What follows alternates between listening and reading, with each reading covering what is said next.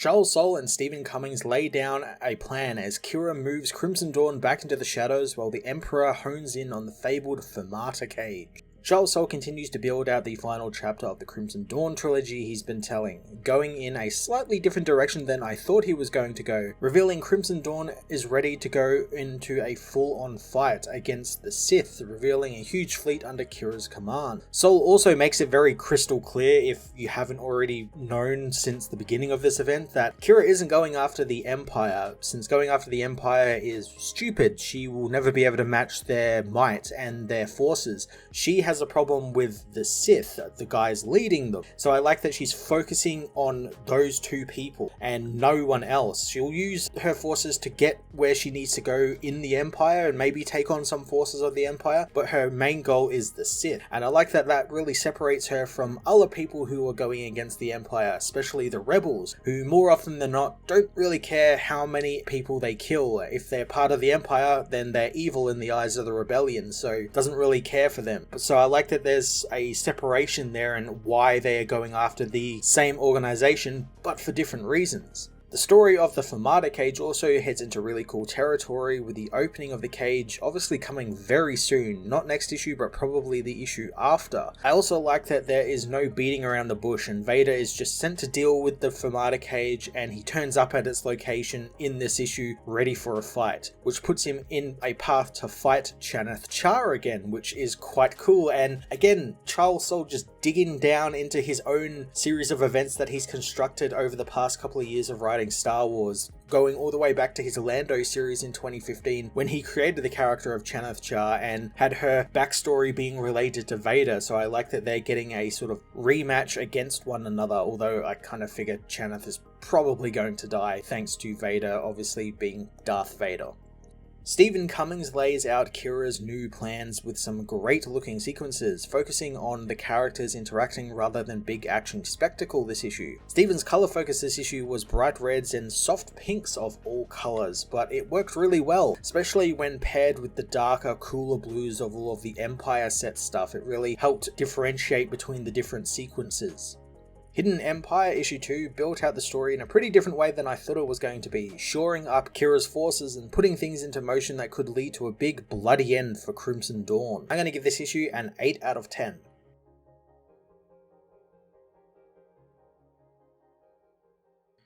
Hidden Empire issue 2 finds the archivist Holocron telling her disciples that an empire needs enemies and justification for their weapons and armies, and Palpatine was great at finding enemies. First it was the Separatists during the Clone Wars, then the Jedi in the Jedi Purge, and now it's the Rebel Alliance, something Madeline theorizes maybe even he created to justify his actions. The disciples know that Madeline's wrong about that part, but Palpatine did absolutely use the rebels to his advantage, to further his rule. Madeline says that Crimson Dawn and Qi'Ra were just plain enemies of the Empire and Palpatine, and while Crimson Dawn's MO was to stay small and not be noticed, Qi'Ra's secret war against the Sith eventually drew Palpatine's gaze to her and the boot came down. In the present, Qi'Ra becomes angered at the Empire not just destroying the Vermilion, but also the escape pods filled with her people. Chandler says that they are doing it because they think Qi'Ra might be on one of the pods, but they are free now and she is risking her own ship and crew to keep Qi'Ra safe and get her to where she needs to go. Qi'Ra appreciates Chandler's actions, assuring her and her team that nothing will happen to the Seroto. Qi'Ra tells Chaneth and her crew that they are on the planet they are on because they have a safe house there, among others around the galaxy, since you can't go against the Sith and not expect to attract some heat. Sia can't find any safe house on the maps, but is told to fly directly at the path Qi'Ra gave her, hoping the pilot trusts her. Lady Bright reminds Qi'Ra that trust is earned, not requested, and Qi'Ra knows that that's true, but she always has a plan and they are about to see it as they enter Dawnfall Base, Crimson Dawn's hidden facility. The women are shocked to find that Qi'Ra has an entirely stocked fleet ready and waiting, but Qi'Ra reminds them that crime pays, and while most crime bosses waste their money on frivolous things, she puts her credits to good use. Qi'Ra knew that the time would come to deploy Crimson Dawn in a new way and take Palpatine by surprise, and when the time is right, he's going to learn how wrong he is. Lady Bright doesn't trust Qi'Ra still, but the odds have greatly improved for them. Chaneth knows it's not enough to destroy the Empire, but Qi'Ra doesn't intend to destroy them though. She wants to end the Sith, and fortunately, the fleet isn't her only weapon. Madeline meanwhile is called by Qi'Ra, who asks for a status on the Fermata Cage. Madeline tells her that both her and Ko survived the first activation of the new weapon, and Ko's ascendant tech has helped make up for the Knights of Ren leaving them. Qi'Ra asks if they can use the Fermata Cage without Force users, and despite not knowing, Madeline says they can. Madeline makes it clear that Ren told them of a Force turbulence happening when they tried to open the cage before, and it might cause a disturbance that Palpatine might know of. Qi'Ra reveals, however, that she has told him of the Fermata Cage, making the Archivist panic. Qi'Ra defends her actions, telling Madeline that they need Palpatine off balance, and there are only two things that worry the Emperor, the Jedi and the Sith, and she doesn't have any Jedi.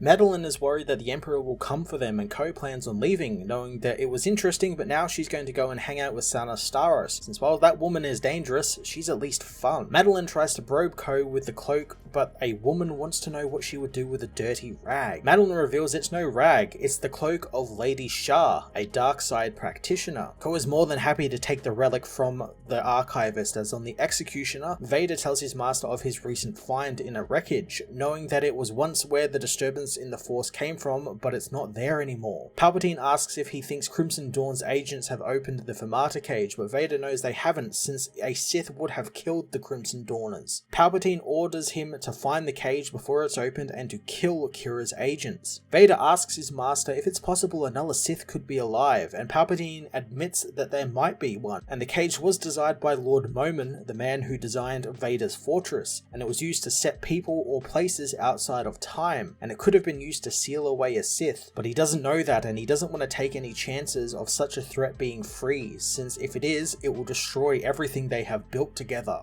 Ko gets to work on the device, knowing that it's primed with dark side energy, and being her ascendant machines can focus the dark side power, it should work well with the Fermata Cage, which is just science and the Force mixed together, except it's a lot older than she thought. She knows that it's like an hourglass, but the sand is comprised of miniature black holes held inside a dark side matrix, which is how it can warp and trap time, but it also explains why it is so hungry. Ko wants to give it a snack, taking in all of the dark side around them and pulling it into the machine. Ko throws the switch, activating the Fermata Cage, which Luke, Yoda, Palpatine and Vader all feel from across the universe. Palpatine begins to track where the immense power is coming from, sensing the vortex as Ko manages to turn the machine off. Palpatine, however, managed to get a location, sending Darth Vader after them immediately. Qi'Ra meanwhile meets with Margot, who tells her of the bounties on Crimson Dawn the Empire has issued, and they can no longer operate publicly. Qi'Ra wants her people to get to safety, but if they also wish to stay in their place, their loyalty will be greatly rewarded. Catalea can't believe that Qi'Ra is just calmly sipping tea while her operation falls apart, but Qi'Ra says that Crimson Dawn has served its purpose and she can let it die now, since the young girl is her last hope. Qi'Ra is alerted to Madeline calling, learning that the recent activation of the cage has almost killed Madeline and Ko.